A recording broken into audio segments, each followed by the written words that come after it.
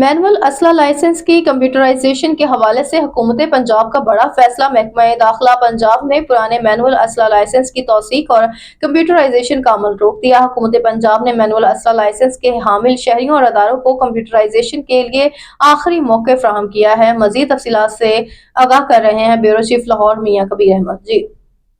جی بالکل، مینول اسلحہ لائسنس کی کمپیوٹرائزیشن کے حوالے سے حکومت پنجاب کا بڑا فیصلہ۔ ترجمان وزارت داخلہ پنجاب کی پریس ریلیز کے مطابق محکمہ داخلہ پنجاب نے برائے مینول اسلحہ لائسنس کی توثیق بھی اور کمپیوٹرائزیشن کا عمل روک دیا۔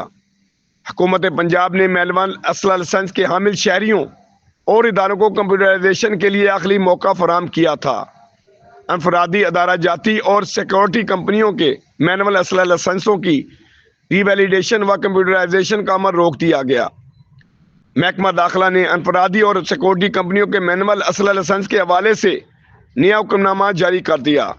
محکمہ داخلہ نے مینول اسلحہ لائسنس کے حوالے سے تمام سابقہ احکامات فوری طور پر کالعدم قرار دے دیے۔ تمام ڈویژنل کمشنرز اور ایڈیشنل سیکرٹری جوڈیشل سے مارچ تا نومبر کمپیوٹرائز کیے گئے اسلحہ لائسنس بارے رپورٹ طلب۔ پنجاب میں غیر قانونی اسلحہ جمع کرانے اور ڈی وینائزیشن مہم کے لیے رپورٹیں طلب کی گئیں۔ پنجاب بھر کے کمشنرز اور ڈپٹی کمشنر سے مفصل رپورٹیں 13 نومبر کی شام تک طلب۔